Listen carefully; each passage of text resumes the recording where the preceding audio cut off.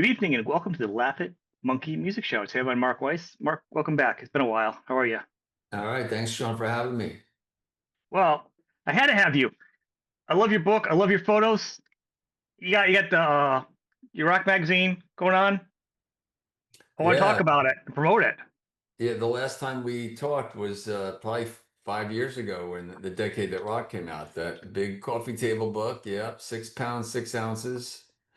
And it's been a lot of promotion back in the day because of COVID, and I couldn't do any book tours or anything.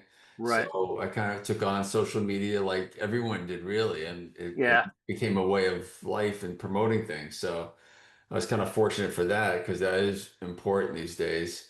And now, I kind of want to do another book. I've been wanting to do another book for a couple of years, but it just takes so much out of you. I mean, to do a book like The Decade That Rocked, it just takes a lot. You want it to be perfect right to the T. So I got a quick fix. So there was a Monsters of Rock cruise about a year and a half ago, with a lot of the bands were on, like Tesla and like Steve Harris, KK Downing. It's a lot of the bands from the Hmm. 80s. And I figured, let's do a magazine of all the artists that are on, like a pinup and a centerfold, Right. all the artists that are on the cruise, and I can, do a book signing and a magazine signing and see how the fans like it. And it kind of worked out well. And we did it again a few months ago when we sailed ship again on another cruise, different people on it. So Right. I figured, I want to do another one. I didn't want to wait another year. And then we started doing another one with David Lee Roth on the cover. And then we got about a third way into it. And then, we needed production costs and printing costs. So we kind of took a stall to it. And I said, wait, maybe we'll do a Kickstarter campaign. Hmm. And, so we can move forward and see if the fans want it and just to get it out there. So my partner, Mikkel, who's the creative director, designer of the magazine, kind of pulled these things together on the first two issues, like pretty quick. But now Yeah. it's like these issues now, the one that we're putting together is more content, editorial, more of my words and my memories. Like we feature Van Halen in this one, so I talk about all the tours that I went on since '79 till David left the band. We put him on the cover, and then on the opposite side, our tagline is "Where past is present." So we use photos from the past, which is my Roth. This is I'll just show it to you while we're talking. Yeah. Please do. Yeah. I have it here. Uh, let's see. It's not here. It's actually in the car. But Okay. this is the second issue. It's got Jeff Keith Yep. on one side and Piercy on the other. So they were Piercy on the back. two Yep. headliners. So the Roth issue is going to have my Roth photo on the cover, and on the opposite side is I just shot him at M3 when he did his kind of comeback concert. Yeah.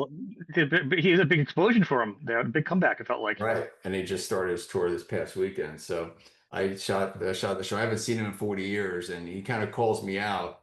He let me shoot the whole show, because I used to tour with him and do all the Hmm. photos for him. But and on this Kickstarter, he calls me out, and it's kind of funny. So if you scroll down, there's a lot of videos, a lot of clips on this Kickstarter. It's Yeah. kind of overwhelming, but it's entertaining. So take the time to do that. But we're looking to raise funds for this issue, and then the fourth issue is going to be the Ozzy cover, which when I went to Birmingham a couple weeks Oh wow. ago, uh, Yeah. the idea is to have, I have like, James Hetfield, Axl, Slayer. I even have Dimebag and Zach and representing and Anthrax. And then on the back cover is going to be pictures from the show that I just shot.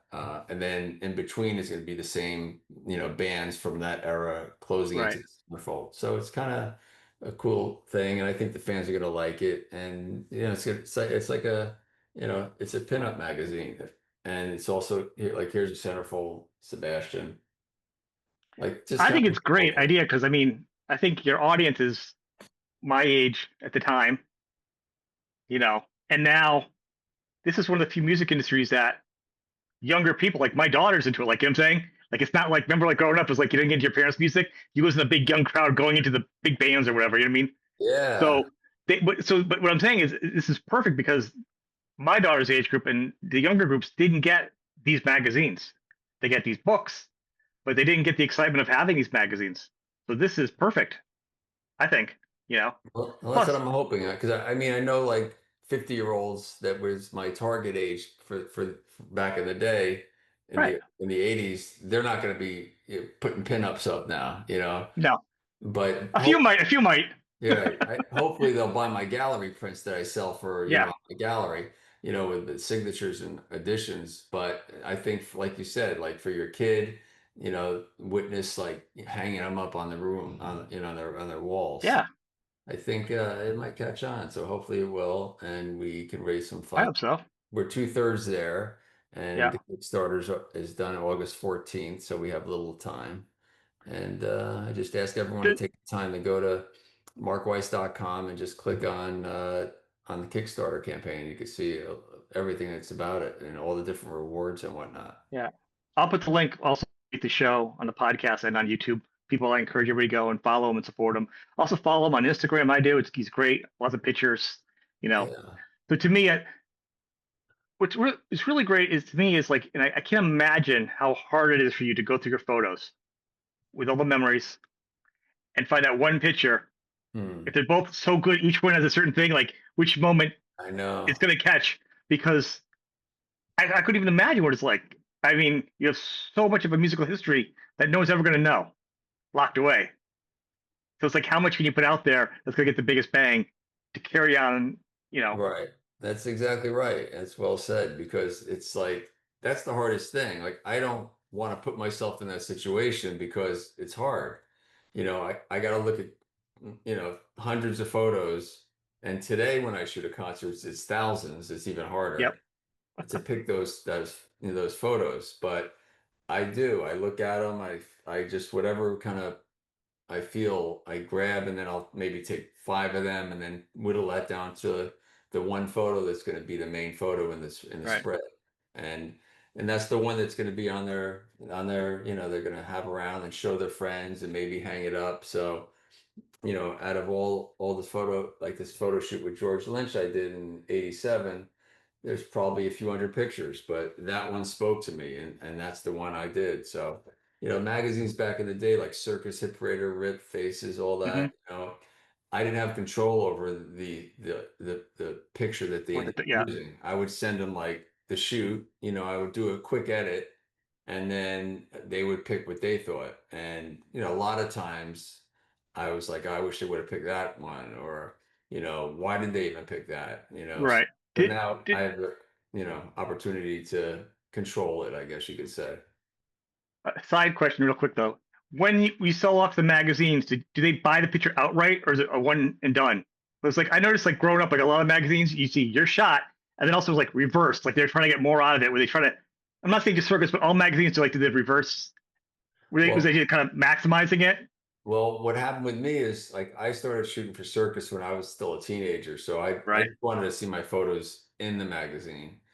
And like one of the first like concerts that I started getting a lot of use out of was the Aerosmith and Ted Nugent and Journey Hmm. at the Giant Stadium, and that was my centerfold. Every issue they used a different picture, which was my kind of introduction to the business. And then within a year, I'm the staff photographer shooting Van Halen. Now the Van Halen in '79 when I shot them, uh, paid me $125 and they own everything. They paid for the film, maybe three, four rolls of film. Might have Right. cost me a couple $100 for the film and $125 and they own it. And I was like, whatever, Wow. they gave me the photo pass. I wouldn't have had the access if it wasn't for them. And I was No, all right. trying to build my name It makes sense. and I want to see, and they use them as much as they can because if you're a freelance photographer, like maybe you would have got $100 for a full page or Right. 150 for a centerfold. Here, like, look, we'll give you $125, we'll pay for your film and get you access. So I did that for a few years. I got mine established and I did it. Fortunately, the publisher, Jerry Rothberg, when they closed and kind of closed that chapter, in the mid 90s, he called me up and he was kind enough to say, come by the office if you want your photos. Oh So, wow. so I have them back and, That's huge. That's like a record label closing saying, "Here you go, Metallica. Here's your masters for nothing." Like right. that's huge. I know. So I had pictures of Ozzy in the pink tutu and, and a lot of different cover shoots with Ozzy that really Mhm. meant a lot. And so now I can, still put him in my books and I wouldn't have been able to do that. So Jerry was kind enough to, you know, give me that call and I took advantage of it and I have them now. To me, your photos. I mean, at this point, everyone's got the super camera photos and whatever, and can take better pictures. But the truth is, like, not only are you a good photographer technically, it's your composition, it's your eye, the situation, and the scene, and you're working with a talent is something that nobody can get, or very few people. You know what I mean? It's the culmination of everything besides you being just a good photographer. You can take a great picture, but it can be so boring. You know what I mean?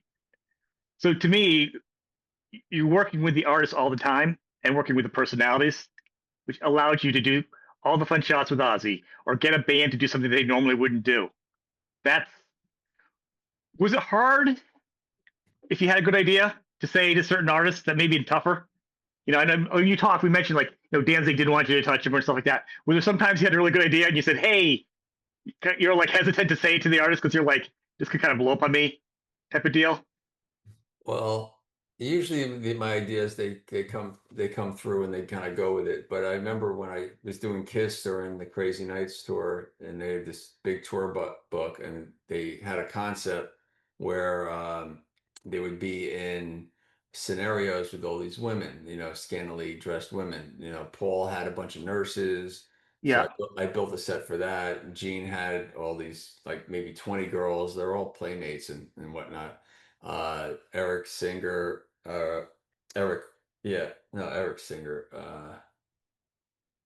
was there? No, their car. Eric Yeah, Carr. yeah, Yeah, he was in the jail with a couple people, and Bruce had a couple motorcycles or a motorcycle with a couple girls. But that also on that shoot, they wanted other situations so they can, they wanted to come in and just go into room by room by room. So I set up all these. That's something that they had an idea on. yeah, I came to life, built all these sets, but they also wanted me to come up with other things. So I just came up with different scenarios, like different sets in this big studio that I rented in LA. yeah. And like Paul walked in and he's like, "Oh, this is cool. Yeah, we'll do that." And then he's like, and they looked at another one and goes, "No, no, we're not gonna do that." And I spent like, 3 hours. Can I just put you in there and do it? And then chances are they're gonna like something or Right. not, but they didn't want to do it. So it's like that was kind of a drag because you never know. It was all set up. You never know what could have came out of that. So that's really like only the one time that I did something, but it was a big shoot and they loved the photos. I mean, it's one of my favorite shoots that I did. Are those some of the photos that are in the book too? Right? Are those Yeah, from that? Yeah. right. Okay. Yeah. Yeah. Yeah, So people yeah. get the book. By the way, if you don't have the book, you gotta get the book.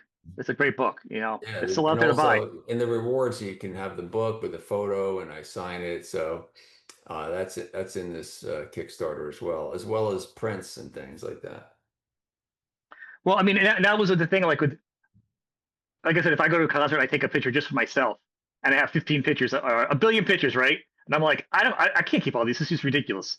Just for me to pick out a couple makes me think like, I don't know how you professionally, well, like the real photos on a higher level can just go through and be like, I don't know what to get. At that point, that seems like it's gonna be like the most insane thing to Right. do. You know, is Well, there a back certain way yeah, you do it, like in your mind, like you're like, yeah, I have to have like a list of things you want to have in a picture, maybe? well, the first thing is like back in the day when you had slides, you would, get them developed, which is a whole hassle and a process that any photographer would tell you that kind of sucked. And then you would get them developed, you put them in a slide sheet, you look at them with a loop, and you get rid of all the ones that are soft or that aren't, a little fuzzy because they were Right. moving or you were moving or it was too dark and then you put them into another folder under like don't use. So usually photographers throw them out. I never did, and luckily I didn't because now with the technology, you can make those shots that are soft. Yeah. actually make them come to life, really, and Yeah. you can sharpen them and do all sorts of things. So that's one thing I'm going to do at some point is look at these photos that I thought were not going to be good because they were soft, Hmm. but the ones that were sharp, I would look at them. Then I would look for the chins and make sure that they didn't have double chins. So I wanted the rock stars to look as good as possible and didn't and if I didn't get that, I wouldn't use it. I wouldn't use a photo that they didn't look good in, and then I would just narrow it down to photos that were acceptable to use in magazines. Hmm. And then after that, I would have them available. We would make dupe sets and send them out to all the magazines around the world, and then they would just use them and they'd send me a check, and that's how I kind of made a living for a while. Is it at this point, like, what is the most exciting part about that you enjoy about it? Is it the journey of getting the pictures, the composition, putting it together, getting it done, or actually saying, looking back and being like, all right, this isn't a legendary photo that's going to be known forever. You know what I mean? Because you have pictures that are just going to be known forever, even beyond like people don't even know it's you. They're going to be like, this picture is awesome. You know what I mean? Yeah, I Is mean it that's more the the best journey for part of you? it. Is it what? Is it more the journey, like attaining all these memories and being part of it is really the best part, probably? Probably like now that I can like not have to go out and spend like a day or two getting like calling up the record company, calling the manager up, setting it up, getting an Hmm. assistant. Like it was a lot of work, but I was, in my 20s when I kind of in the 80s and very driven.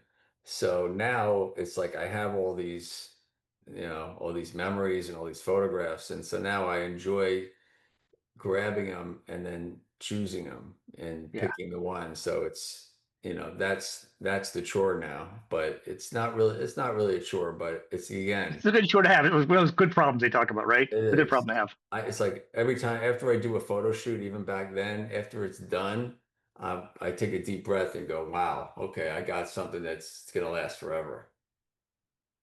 It's amazing what you have. I mean, as a fan, I'd love to see a million books. I'd buy, but I mean, obviously, there's a market and the cost and the time, of course. But for someone like me, that's a good book. I love a good book chock full of really interesting shots, and that's something that I don't see as much nowadays. I don't think, just like bloggers and people taking shots, and articles that are being written, they're not being spelled right anymore. It feels like the quality of certain things now in media has Right. been cut. And I feel also just because you have a camera or something on your phone does not mean it's a good shot.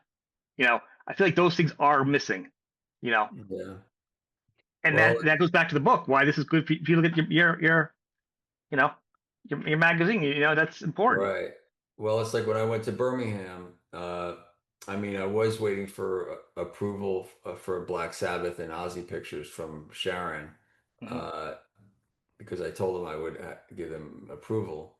Uh, and the other bands I didn't really need approval for, but I wanted the Black Sabbath pictures to kind of go out for Right, at the same time.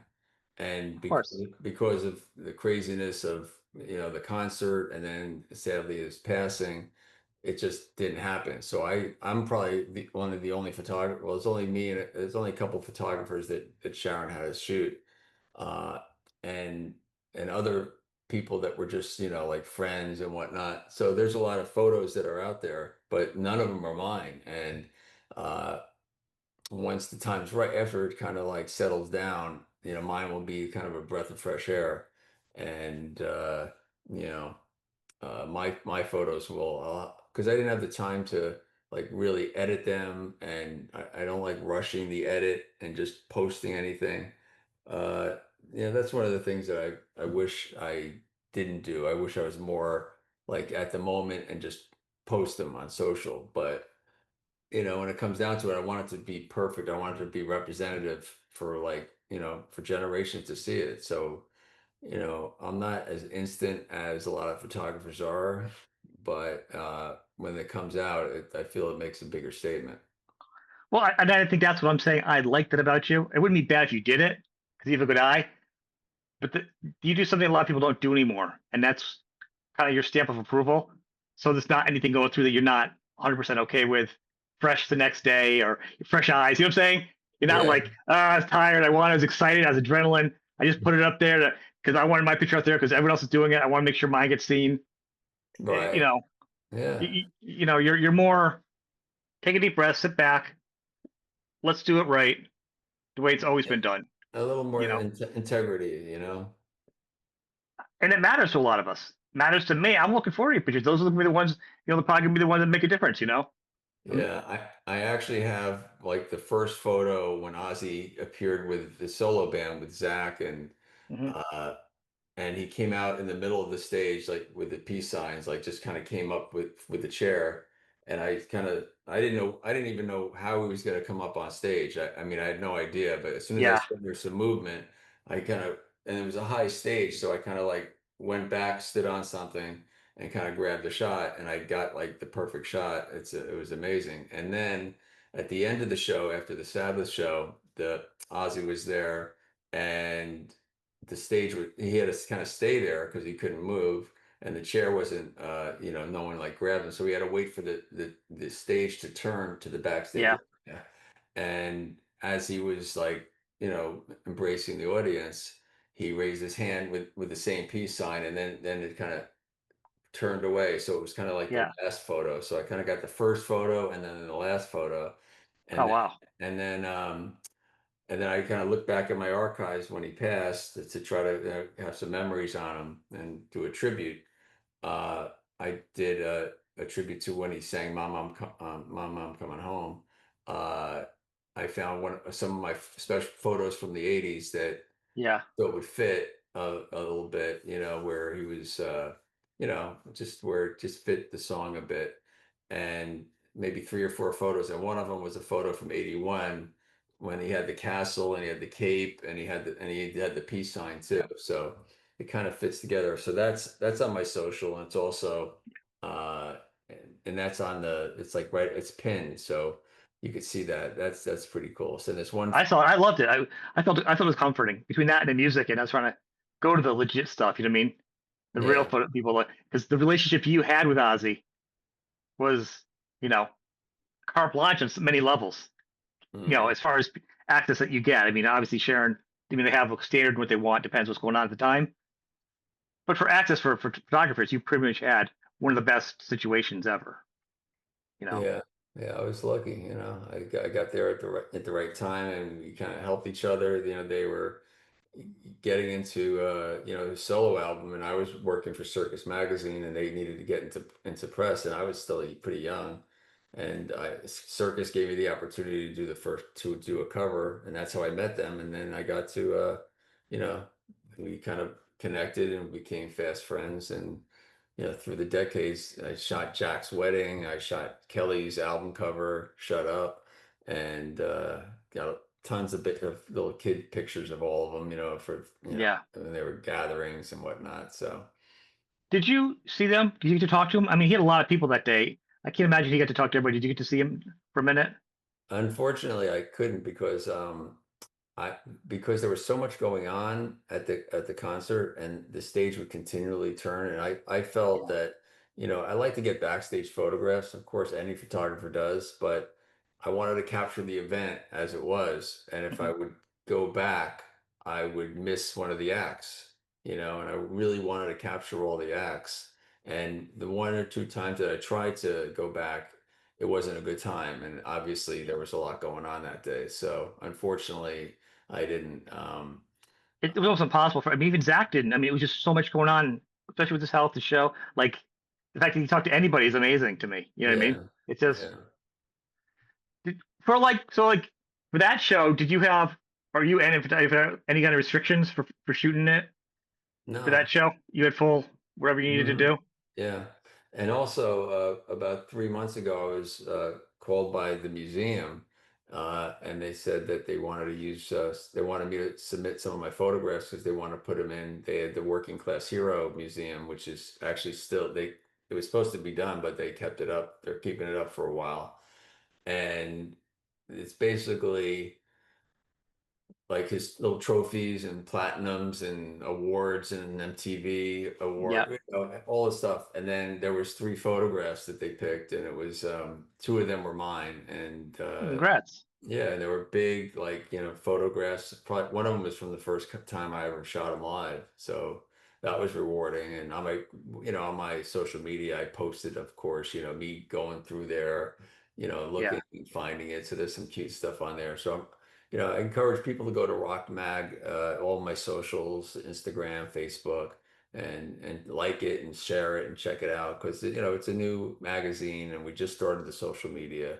So we're trying to, build as big a following as possible and try to get people involved.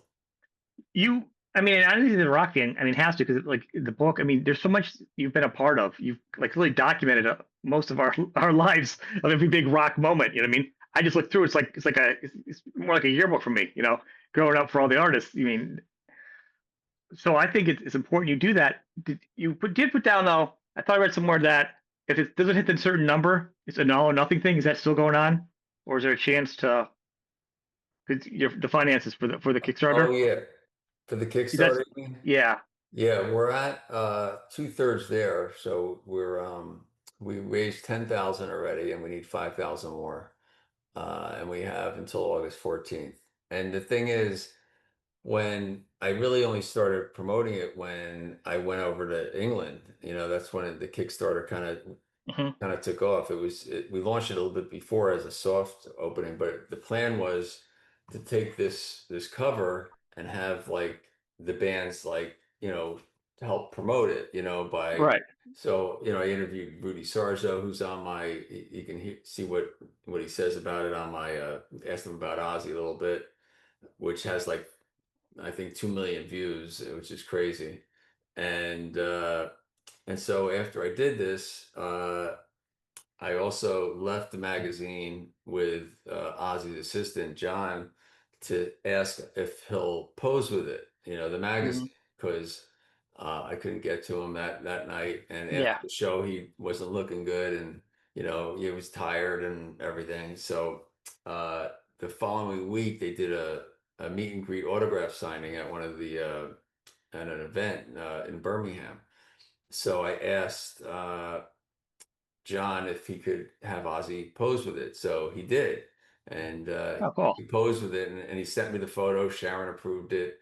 But it's like, and then 2 days later, we got the sad news. So I can't, what I mean? I actually, when that happened, I just stopped everything. Like I didn't, I wasn't going to tag, like, go to Kickstarter and Yeah. pledge and all this. So I lost about 2 weeks, so I only started, promoting this probably like a week ago.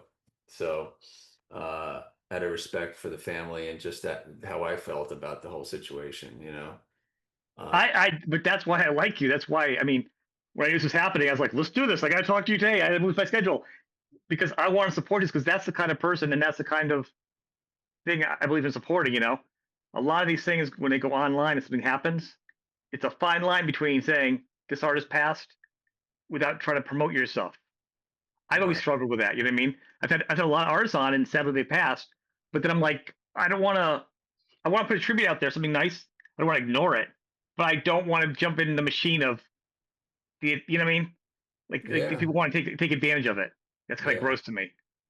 So the fact you did that, it could have been huge. You did that is very cool to me. It's very respectful. You know. Oh, thanks. I mean, they were good. Sharon, Ozzy, the family, they were good to me over the decades. So it's just a matter of respect and how you feel about doing that. And for me, and for Ozzy to actually hold that magazine for one of the last, like, probably photographs where he's, looking Yeah. good. I mean, eventually, after this is over and we get the funds, I mean, of course, we're going to put it out and promote it. I mean, Ozzy would want that. I know that. Right. So, but it's But just, there's a time for it. yeah, It's hard when an artist passes because you do want to be respectful of it. I mean, and like I said, your Ozzy relationship. I was going to focus on the Ozzy thing tonight, but it was a special artist photographer relationship you did where he got creative, he got silly, he didn't take himself whatever. So if you go through all the stuff, there's always great pictures, very creative, which helped him. And then some artists were just rock and roll. They followed the rules. It was cool, the costumes or whatever. That seemed like that was always the fun card, the wild card. I was always the wild card, like in everything else. But for you, that was just always the creative thing for you. The bunny rabbit, the Right. housewife. You know what I mean? And he was still the coolest rocker, and he was just like a housewife. Like that's what was so cool about it.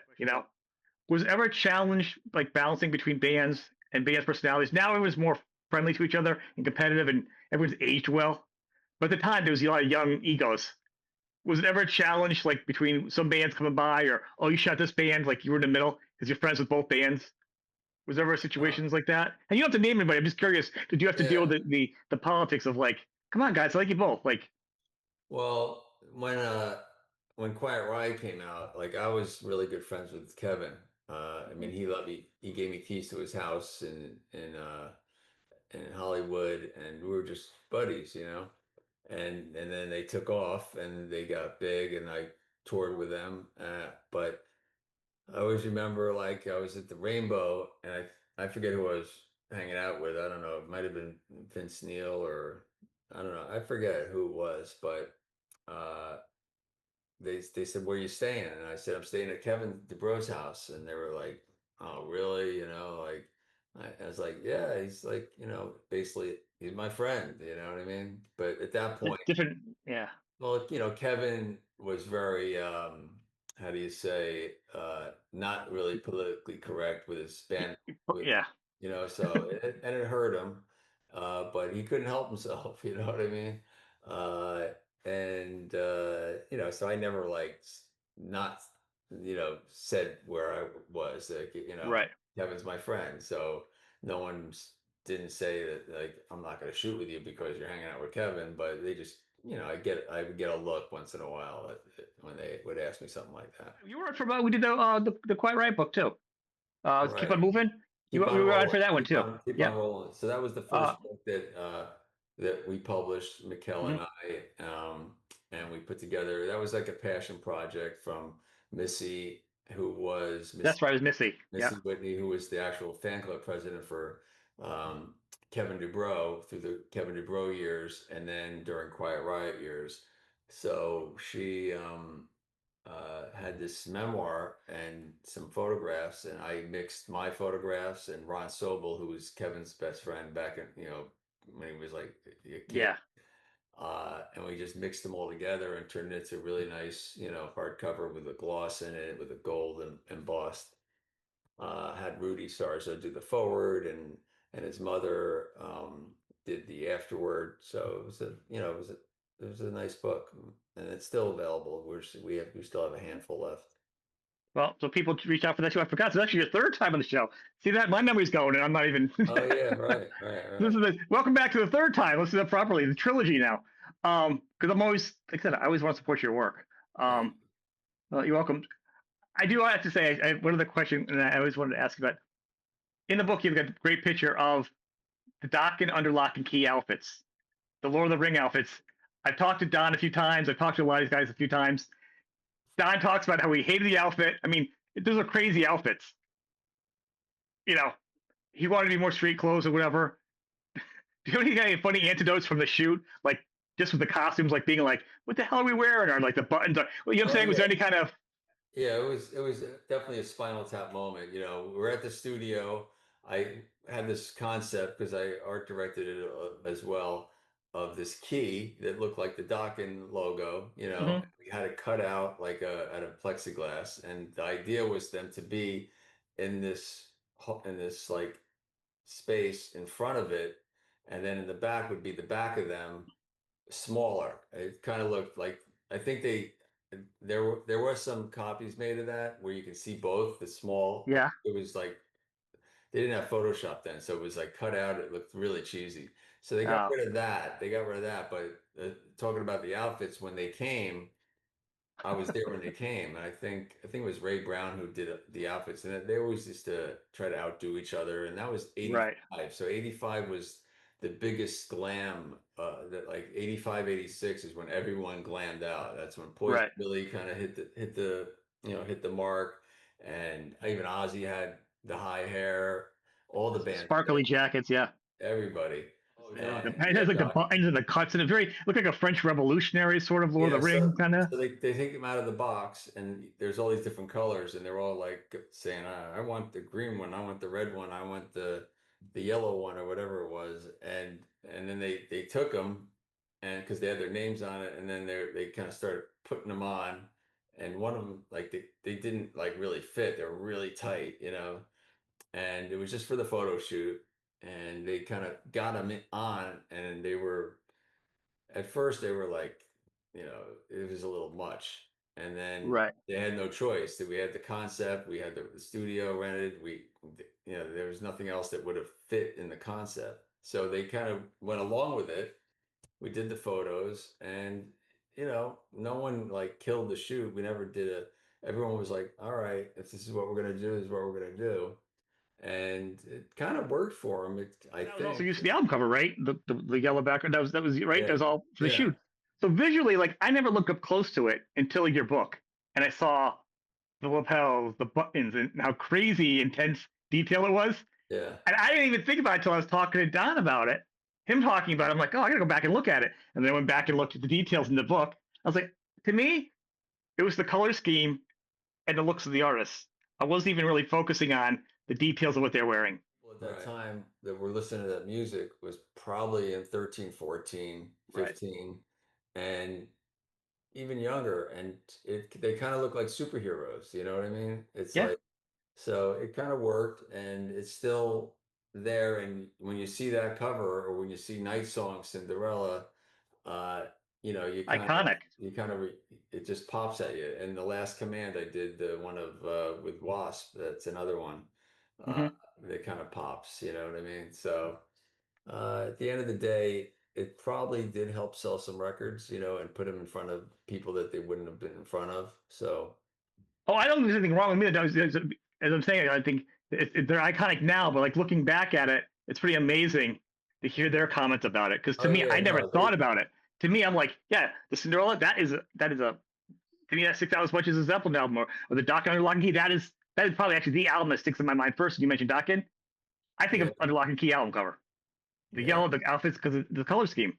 So, but as an adult, and I was probably 15 in '85, so I'm born in '70. So to me, I didn't think about any of that kind of stuff. I was like, it's just like who's looking cool or who's, you know. Right.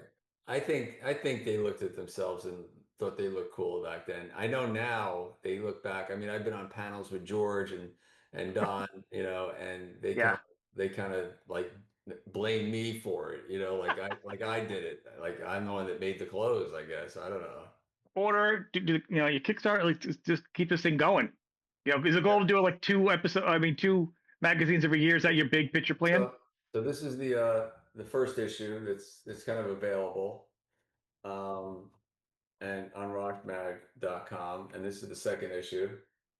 Hmm. And I don't know, there's a lot of Mr. pinup Piercy. here and whatnot. And now the third issue is the Roth, which if you go on the Kickstarter campaign, you'll see the cover, Hmm. and you'll see some spreads actually that Mikkel already laid out, and also you'll see an interview with Rat and also Lita Ford from back in the '80s. So what's cool about it is instead of just putting like doing new interviews, I thought it would Hmm. be more interesting to find their first interview they ever did, like before they went on the road. So Stephen Piercy talks about he's looking forward to going on the road and seeing America for the first time, and doing the whole rock star thing. So it's like their innocence a bit. Same with Lita Ford in '83. Like we pulled from a Faces magazine article that we did from a photo shoot that I did with Yeah. them. So we kind of we published that. And then we'll have new stuff too of them talking about what's going on today. So it's where past is present, rocked. Hard for you, like if you have a lot of stuff, like you can just put up a website and put up all different photos of stuff that you're not using for magazines, but other fun shots.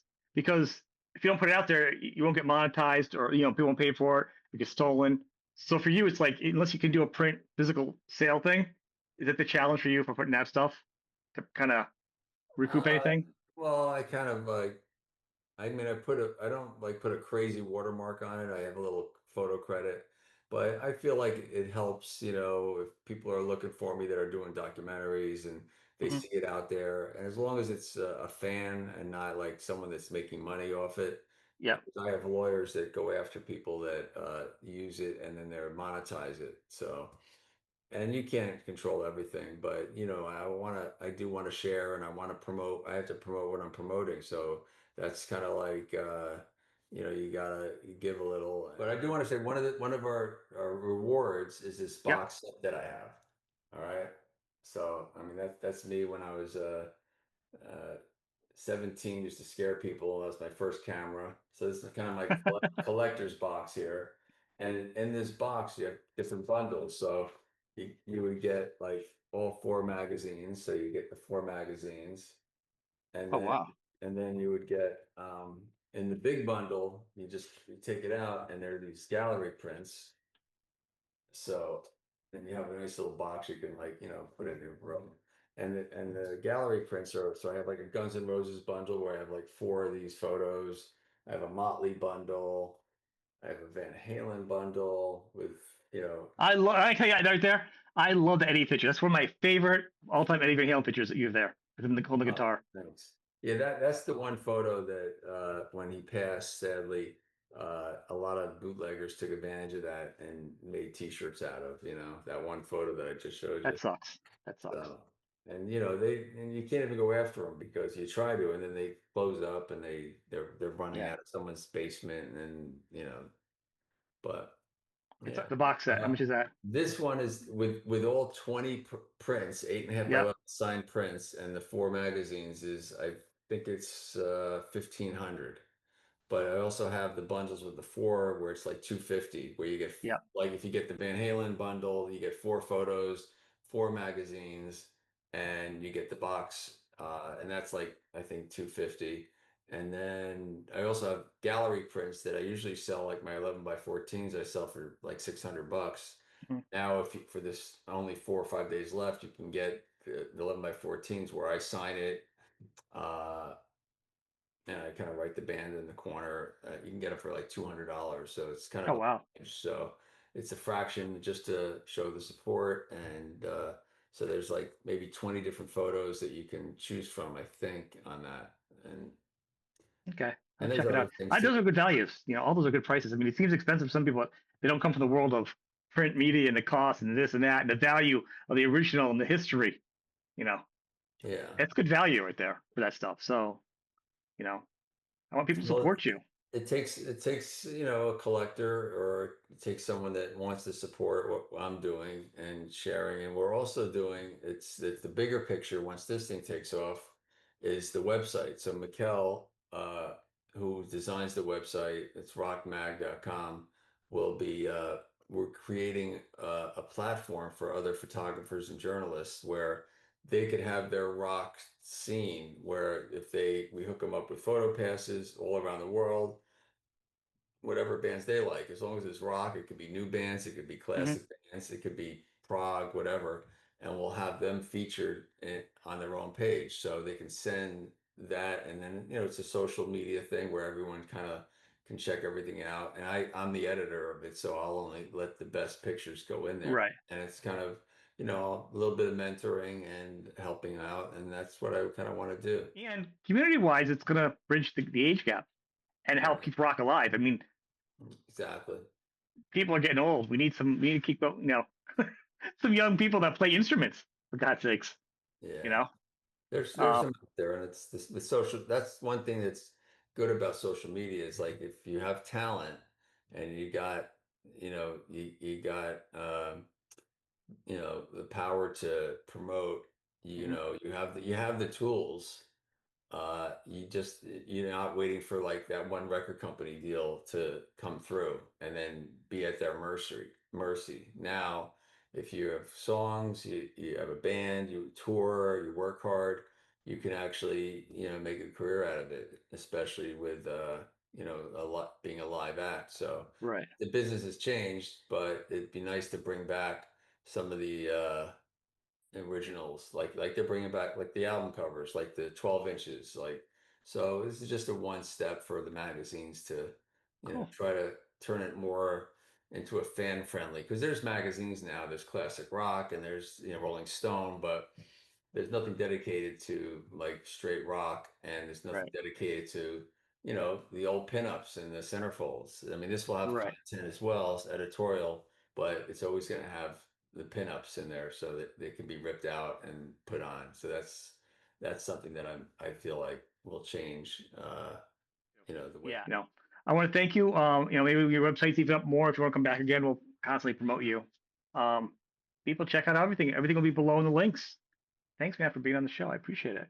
I'm good. All right. Thank you. Yeah. Thank you. After the Kickstarter's over, when the magazine comes out, we'll come back and we'll talk about it. That's awesome. Thank you very much for being on the show. All right. Thanks for having me, Thank you. Sean.